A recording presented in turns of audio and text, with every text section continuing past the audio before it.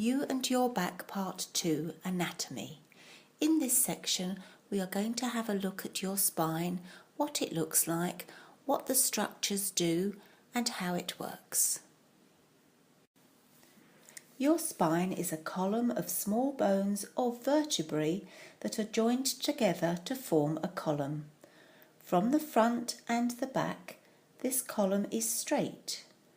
From the side, it is in the shape of a series of curves.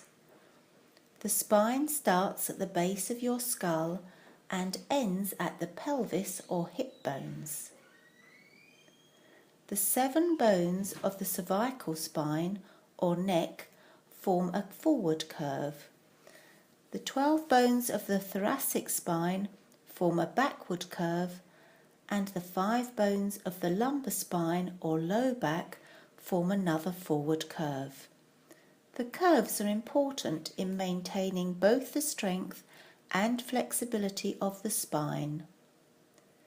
The curve in the lumbar spine or lordosis is at the level of the waist, and it plays an important role in keeping your low back comfortable.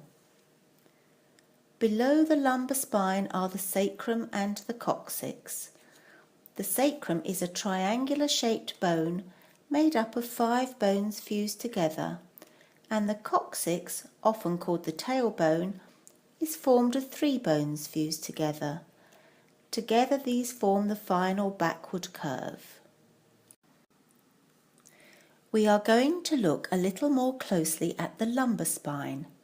Each lumbar vertebrae is formed of a block of bone, the body, which sits towards the front of the spine, and 3 main bony prongs called processes.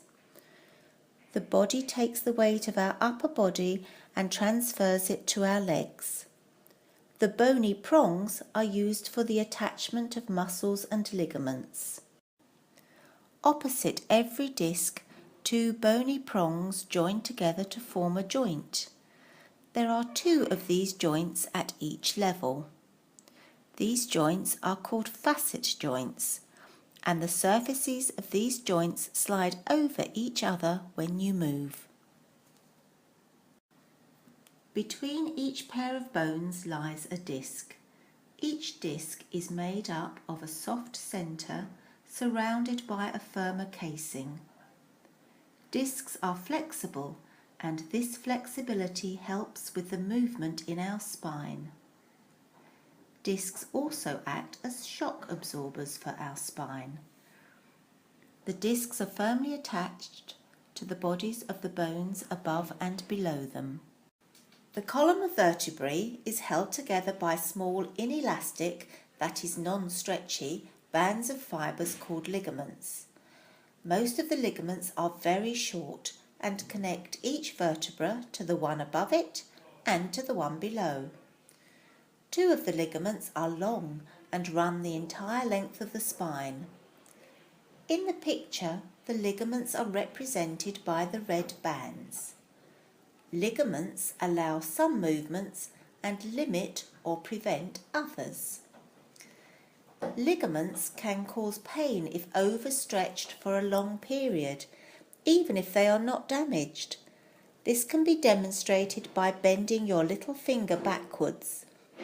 The pain over the front of the little finger is caused by stretching the healthy normal ligaments which pass across the front of the little finger joints. Once the stretch is removed, the pain settles down. If the stretch is maintained for a long time, or the ligament is stretched many times over, then eventually the pain may not go away when the stretch is removed. When we stand or sit in a slouched position, most of the ligaments in the lumbar spine are overstretched, and this can cause low back pain. The muscles that support our spine are arranged in 4 layers. The muscles have 2 jobs. They keep us upright against gravity, and when they contract, they produce movement. When we stand or sit with poor posture, slouched or slumped, We are not using our muscles to keep us upright as we should. We are relying on the ligaments in our spine, and they are not designed for this function. When used like this, the ligaments become overstretched and painful. The muscles in your spine are small and thin. They are not designed for lifting things. You should use the big, powerful muscles in your buttocks and thighs to lift things up. We will show you how to lift properly later in the DVD. The spinal cord connects the brain to every part of your body via the nerves. It runs the length of the spine and is protected by the vertebrae and the discs. The brain is sometimes referred to as the body's computer. The nerves carry signals both to and from the brain, and the brain decodes these signals. Everything we feel and every movement we make is controlled by the brain. The nerves are set out in the same pattern in all of us. A pair of nerves comes out from the spinal cord at each level of the spine, one on the right and one on the left. The nerves that emerge in the neck or cervical spine supply the arms, and the nerves that emerge from the low back or lumbar spine supply the legs.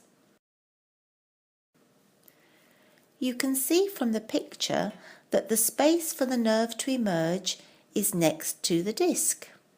There is usually enough room for the nerve to move around freely in the space, but sometimes the space can be reduced, either by a bulge in the disc wall, commonly called a slipped disc, or arthritis in the nearby facet joint. When this happens, the nerve can be pinched or trapped, and this can cause pain or pins and needles in the part of the body supplied by that nerve. In the lumbar spine, a trapped nerve can cause sciatica, which is pain and tingling down the back of the thigh into the shin and calf to the foot. What happens when I move? This slide shows you the difference in the position of your bones in the lumbar spine when you are in flexion, which is bending forwards, or extension, which is leaning backwards. Remember, your spine goes into flexion when you slouch or slump and stand badly. When you bend forwards, flexion, the front of the disc is squashed a little bit. The back of the disc is stretched, and the surfaces of the joints slide over each other to open the joint.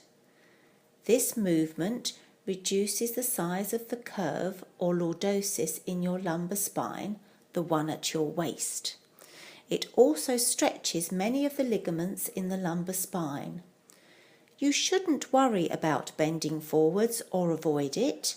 Your spine is designed to do this movement, but you shouldn't stay bent over for a long time or lift with your back bent forwards. Remember, ligaments that are overstretched can be a cause of low back pain. When you stretch backwards, the tension or stretch on the back of the disc is removed, and the joint surfaces slide back to their resting position to close the joint. The stretch on the ligaments is also removed, and the lumbar curve is restored. It is good for your spine to lean and stretch backwards regularly throughout the day, especially after you have been bending forwards for a while.